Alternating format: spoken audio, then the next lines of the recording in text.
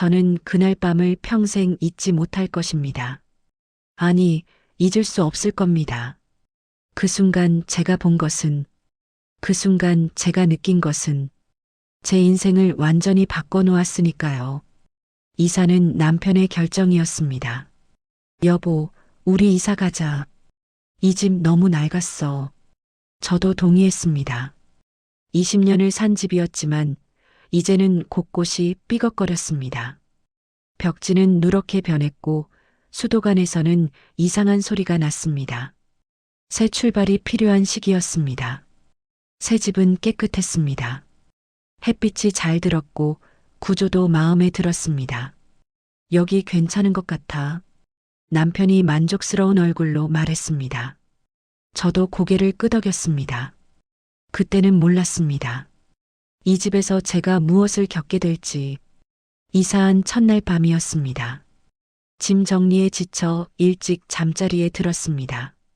남편은 금방 코를 골기 시작했습니다. 저도 스르르 잠이 들었습니다. 그런데 말입니다. 새벽 2시쯤이었을 겁니다. 갑자기 숨이 막혔습니다. 가슴 위에 무언가가 올라타 있었습니다. 무겁고 차갑고 단단했습니다. 저는 눈을 뜨려 했습니다. 하지만 눈꺼풀이 납처럼 무거웠습니다. 몸을 움직이려 했습니다. 하지만 손가락 하나 까딱할 수 없었습니다. 가위 눌림이었습니다. 공포가 밀려왔습니다. 심장이 미친 듯이 뛰었습니다.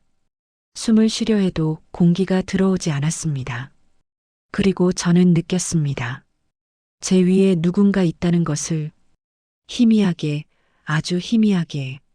어둠 속에서 형체가 보였습니다. 사람 같았습니다.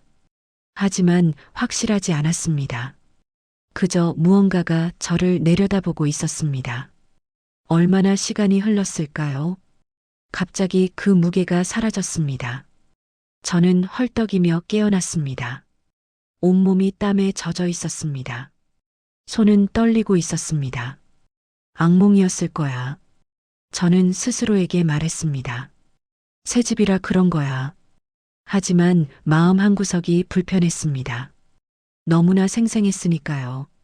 너무나 현실 같았으니까요. 아침에 남편에게 말했습니다. 여보, 간밤에 가위에 눌렸어. 그래, 피곤해서 그런 거 아니야? 남편은 대수롭지 않게 넘겼습니다. 이사하느라 고생했잖아. 오늘 푹 쉬어. 저도 그러려 했습니다. 그냥 넘기려 했습니다.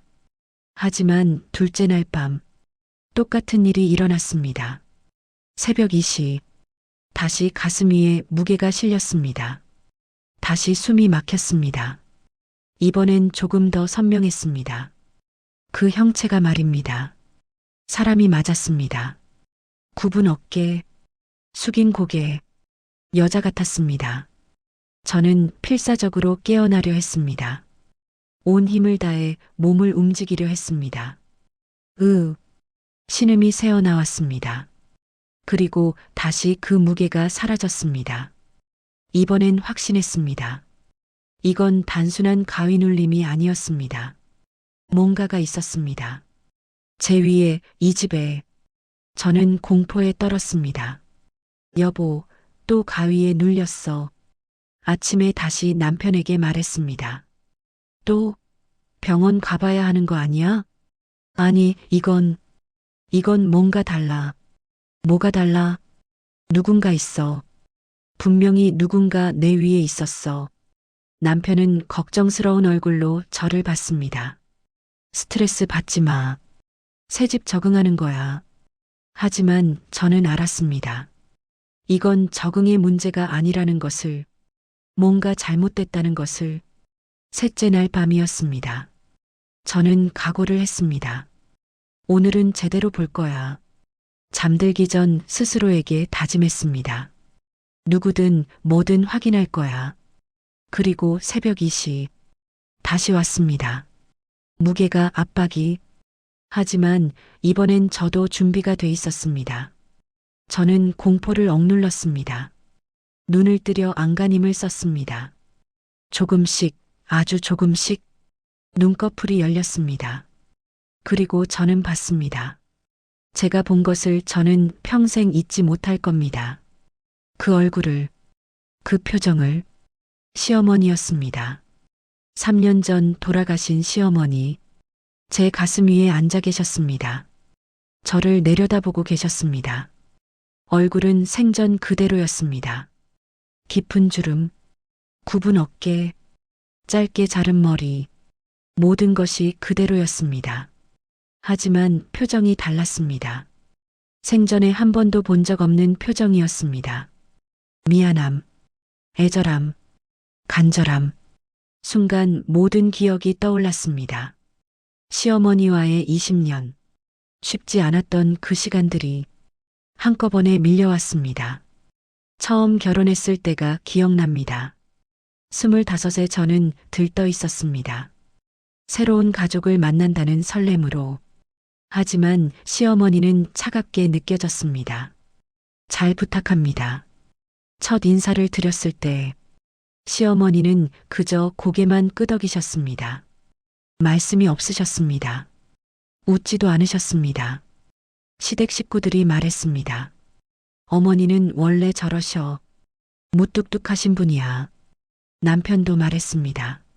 엄마는 말이 없으셔. 나한테도 그래. 그래서 저도 이해하려 했습니다. 하지만 쉽지 않았습니다. 명절 때마다 느꼈습니다. 시어머니의 차가운 시선을, 무언의 불만을. 국이 싱겁네. 한 번은 그렇게 말씀하셨습니다. 제가 정성껏 끓인 국이었습니다. 죄송합니다. 다시 하겠습니다. 그렇게 말했지만 마음이 상했습니다. 며느리가 청소를 이렇게 해? 또 한 번은 그렇게 말씀하셨습니다. 구석구석 닦았다고 생각했는데 시어머니 눈에는 부족했던 겁니다. 칭찬은 한 번도 없었습니다. 잘했다는 말도, 고맙다는 말도, 그저 미안하다는 말만 하셨습니다. 미안하다. 아들 잘 부탁한다. 미안하다. 내가 잘해주지 못해서. 그 말을 들을 때마다 혼란스러웠습니다. 뭐가 미안하신 걸까? 특히 힘들었던 건 아이를 갖지 못했을 때였습니다. 결혼 5년이 지나도록 소식이 없었습니다. 시어머니는 아무 말씀도 하지 않으셨습니다. 하지만 그 침묵이 더 무거웠습니다. 눈빛이 말하고 있었습니다. 며느리가 문제구나. 병원을 다녔습니다. 검사를 받았습니다. 문제는 없었습니다. 하지만 시어머니는 믿지 않는 것 같았습니다. 미안하다. 내가 아들을 잘못 낳아서. 어느 날 시어머니가 그렇게 말씀하셨습니다. 무슨 뜻인지 알 수 없었습니다. 왜 자꾸 미안하다고 하시는 걸까? 남편에게 털어놨습니다. 당신 어머니가 날 싫어하시는 것 같아. 아니야. 엄마는 원래 그래. 하지만 나한테만 유독 차가워. 그냥 표현을 못 하시는 거야. 남편은 이해하지 못했습니다. 아들이니까, 남자니까. 그 미묘한 감정들을 느끼지 못했습니다. 7년째 되던 해였습니다. 기적처럼 아이가 생겼습니다. 저는 너무 기뻤습니다. 시댁에도 알렸습니다. 시어머니는 말이 없으셨습니다. 그저 고개만 끄덕이셨습니다. 몸조리 잘해라. 그것이 전부였습니다. 출산 후에도 마찬가지였습니다. 손주를 안아보시면서도 시어머니는 웃지 않으셨습니다. 미안하다. 할머니가 도와주지 못해서. 또 미안하다는 말씀이었습니다. 산후조리원에서 돌아왔을 때 친정어머니가 와서 돌봐주셨습니다. 시어머니는 오지 않으셨습니다. 아프시다는 핑계였습니다. 그때 서운했습니다. 손주도 예뻐하지 않으시나? 정말 날 며느리로 인정 안 하시나? 그런 생각이 들었습니다. 돌잔치 때도 그러셨습니다. 친척들 앞에서도 무표정하셨습니다. 다른 할머니들은 손주 자랑에 신이 나 있었는데 시어머니만 조용히 앉아 계셨습니다. 어머니, 사진 찍어요. 제가 권해도 괜찮다. 너희끼리 찍어라. 그렇게 거절하셨습니다. 아이가 새 돌이 됐을 때였습니다. 시어머니가 쓰러지셨습니다. 암이었습니다. 이미 말기였습니다. 병원에 입원하셨습니다. 저는 매일 병문안을 갔습니다. 남편이 못 갈 때는 제가 혼자 갔습니다. 당연한 일이었으니까요. 하지만 시어머니는 불편해하시는 것 같았습니다. 왜 왔어? 집에 가 있어. 애 돌봐야지. 왜 여기 와? 그렇게 말씀하셨습니다. 어느 날이었습니다. 시어머니가 갑자기 우셨습니다. 처음 보는 모습이었습니다. 미안하다. 뭐가 미안하세요? 제가 물었습니다. 다 미안하다. 어머니, 잘해주지 못해서 미안하다. 시어머니의 목소리가 떨렸습니다.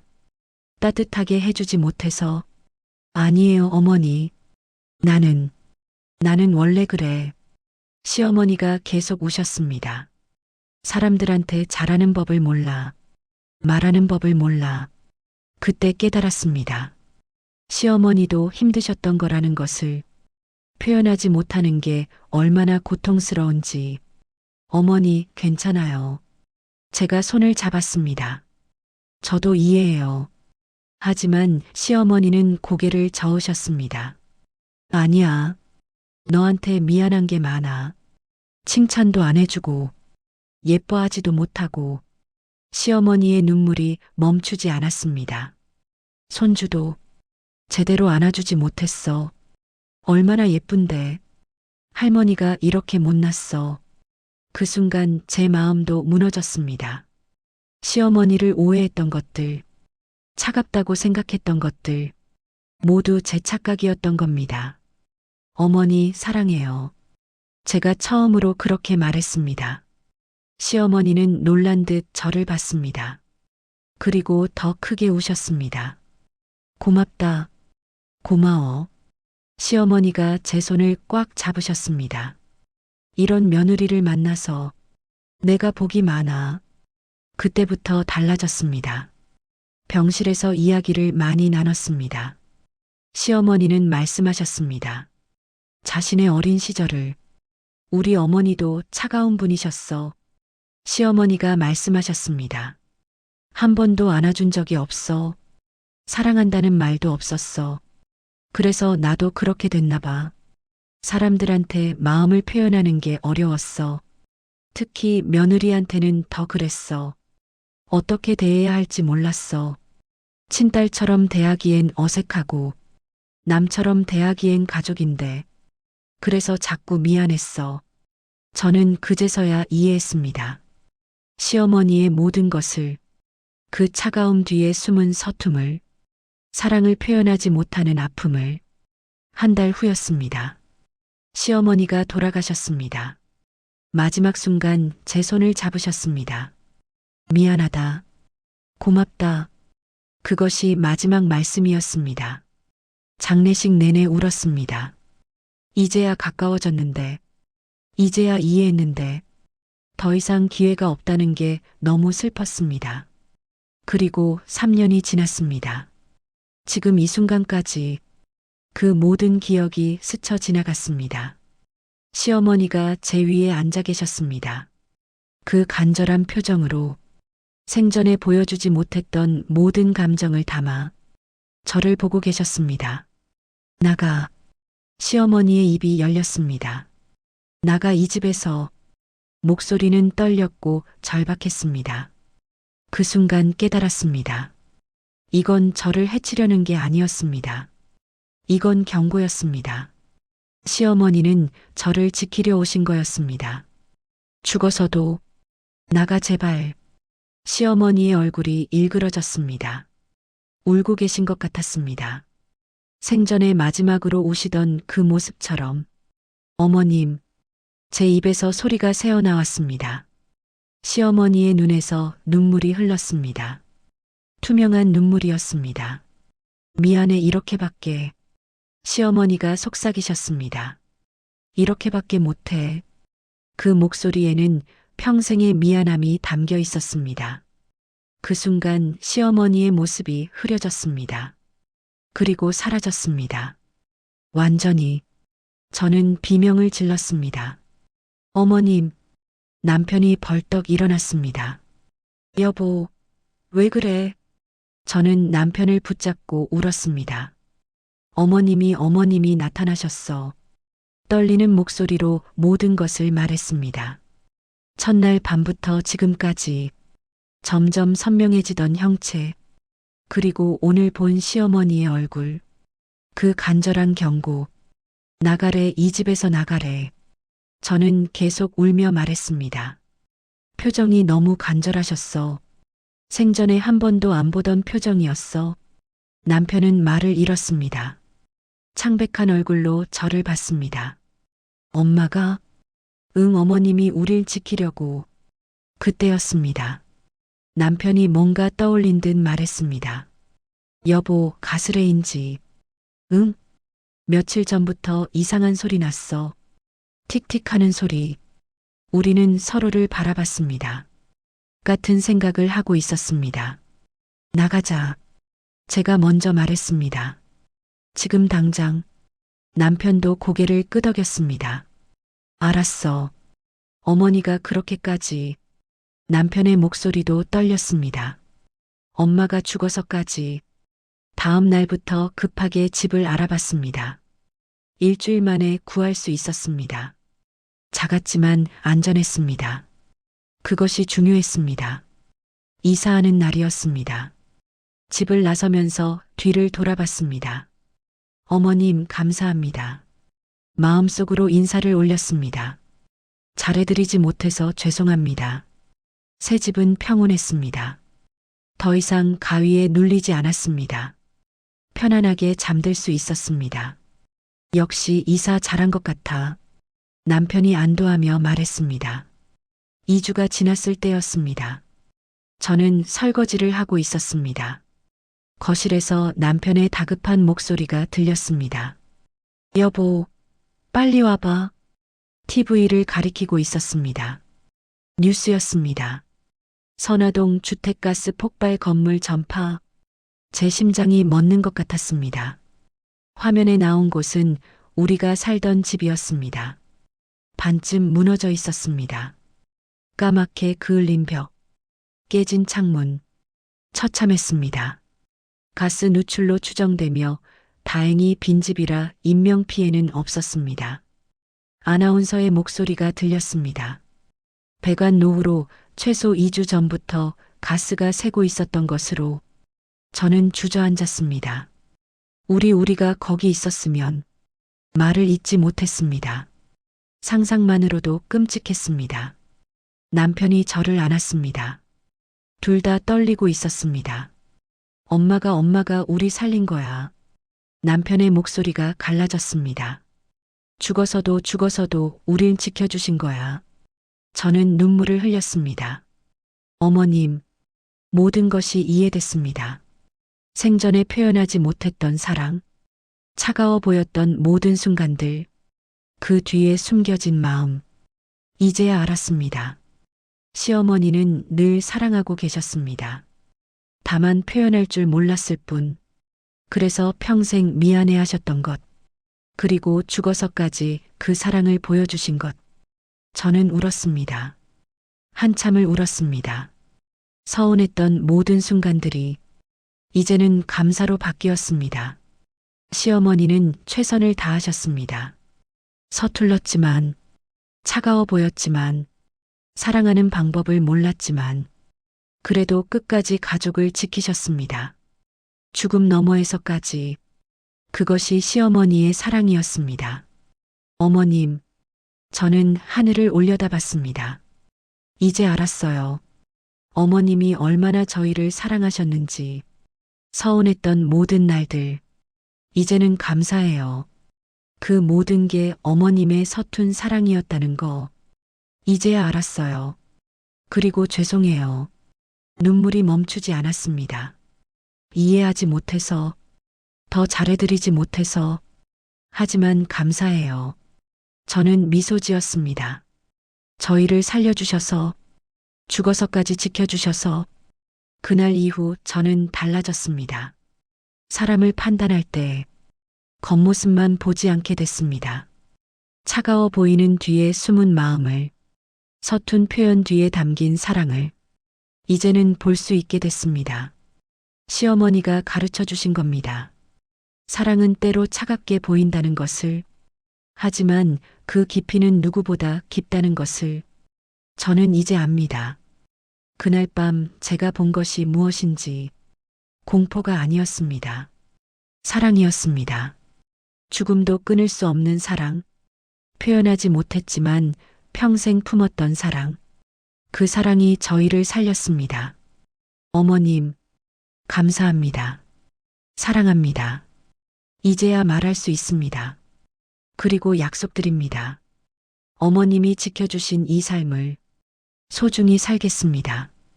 행복하게 살겠습니다. 그날 이후 저는 달라졌습니다. 보이지 않는 것들을 믿게 됐습니다.